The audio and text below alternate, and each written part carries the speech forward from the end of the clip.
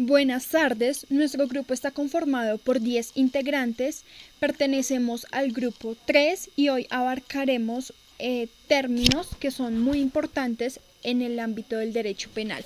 Esperamos que esto sea de su agrado. El día de hoy vamos a hablar sobre la criminalística y su relación con el derecho penal. En primer lugar, la criminalística es un conjunto de saberes técnicos y procedimentales en la cuya actividad principal se basa en explorar, investigar e indagar cuáles son los delitos bajo investigación.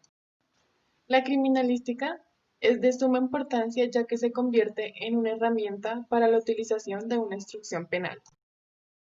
La criminalística y el derecho penal se encuentran relacionados a través de la utilización de una metodología científica.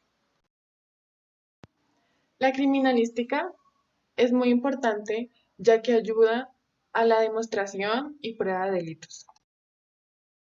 Por último lugar, es un proceso de verificación de sus autores y víctimas, valiéndose de conocimientos científicos y aplicando procedimientos y técnicas de investigación para reconstruir los hechos en materia de investigación.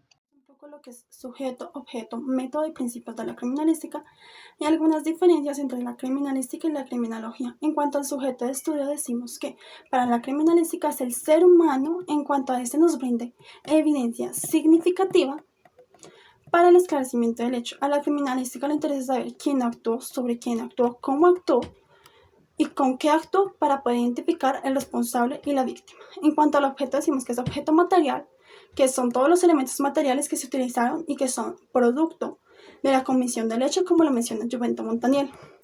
En cuanto al método, decimos que es un método inductivo, donde a partir de premisas particulares llegamos a una premisa general, es decir, a partir de las pruebas, las investigaciones, podemos identificar cuál es el responsable. Y los principios encontramos que son 7, donde encontramos un principio de uso, donde está todo lo que el sujeto llegó a usar para la comisión del hecho, un principio de producción, donde podemos reconstruir e identificar el hecho, un principio de intercambio, donde sea un intercambio de muestras entre el autor, la víctima y el lugar, un principio de correspondencia, donde se dejan impresas las características, el principio de reconstrucción de hechos o fenómenos, un principio de probabilidad, donde a partir de la reconstrucción de hechos se dan distintas probabilidades, y un principio de certeza, donde ya tenemos la certeza sobre su existencia y procedencia a través de métodos cualitativos, cuantitativos y de comparación. En cuanto a las diferencias, decimos que la criminología es una ciencia auxiliar, mientras que la criminalística es una ciencia pesquisa, es decir, que aborda una indagación. Decimos que la criminología le interesa la causa del delito y la causa de la persona que delinque, mientras que la criminalística responde a interrogantes o da aportes a interrogantes científicos y técnicos para la aplicación del ejercicio de la acción penal. La criminología no llega a un alcance científico de laboratorio.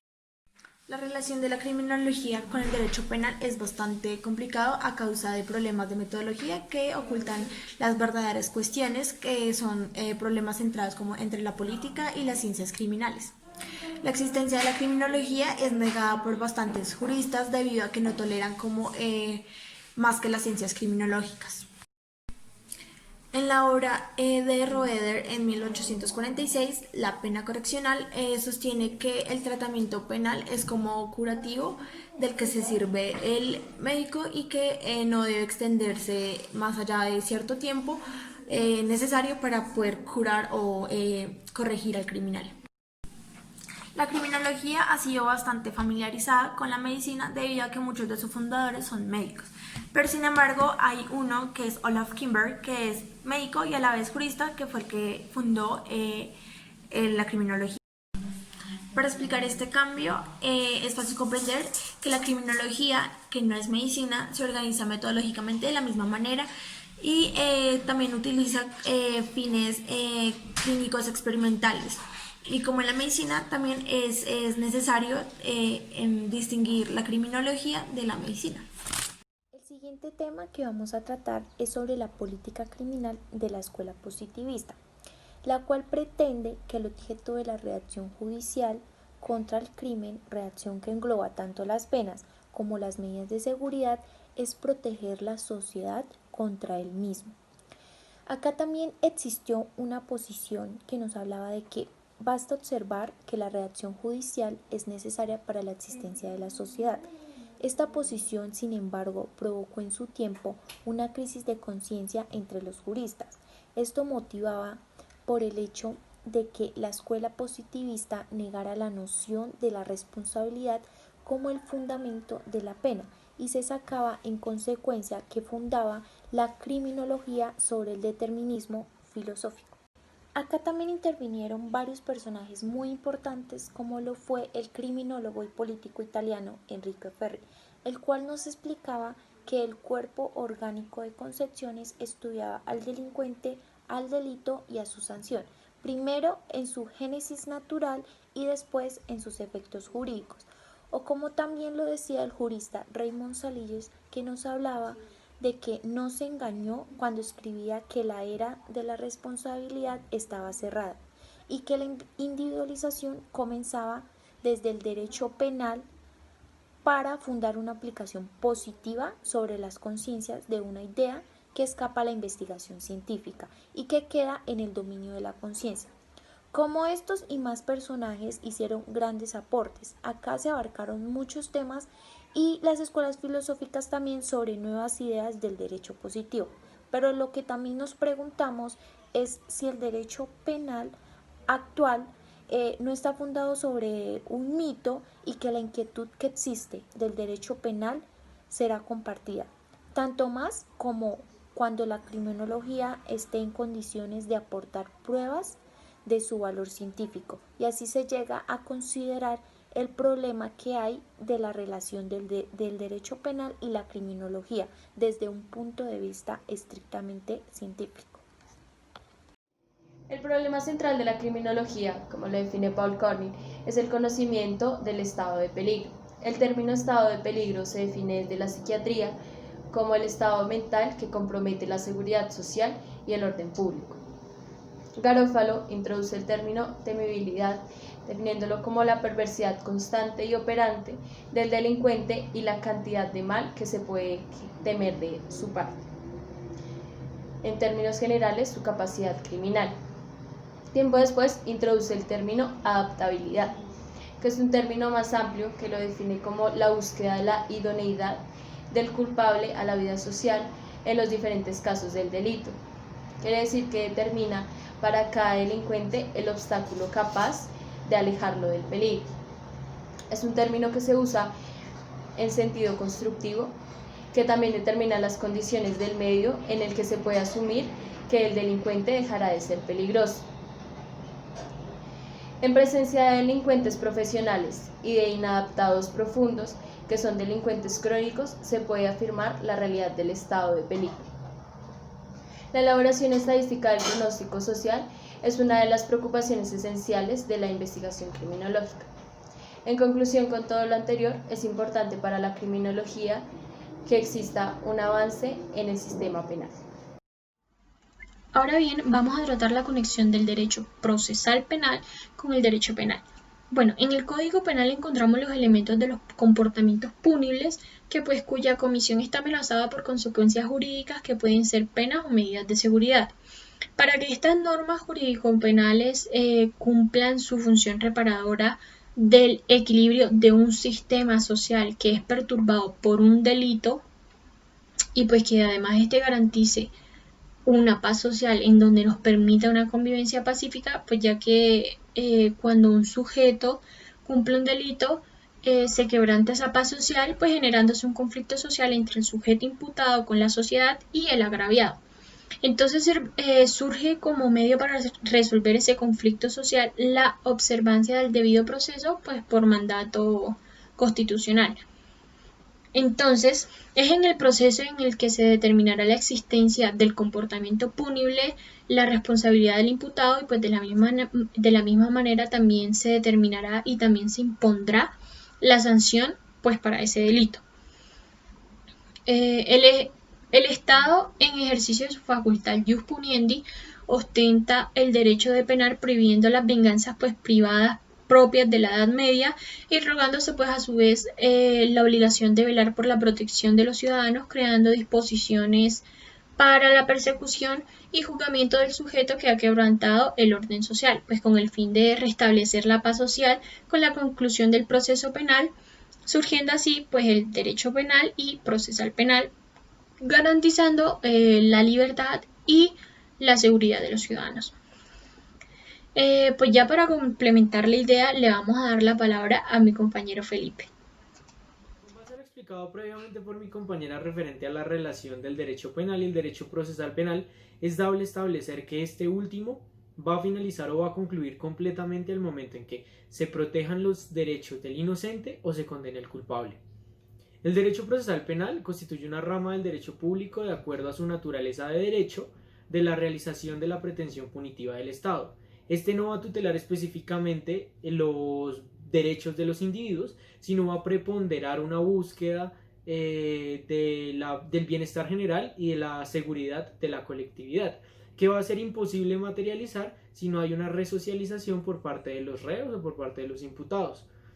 A manera de conclusión, y de acuerdo a un estudio que realizamos con mi grupo de manera detallada,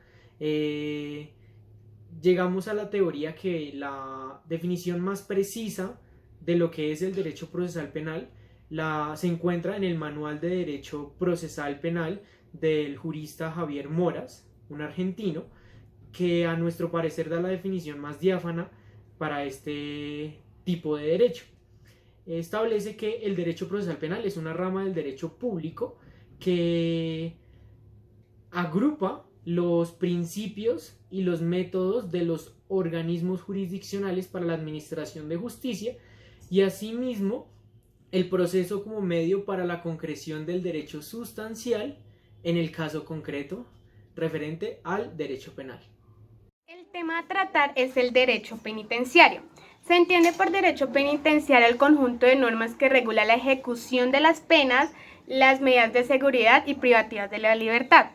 Este sistema se destaca desde la importancia conferida a los principios de legalidad, igualdad y respecto a la dignidad de los presos.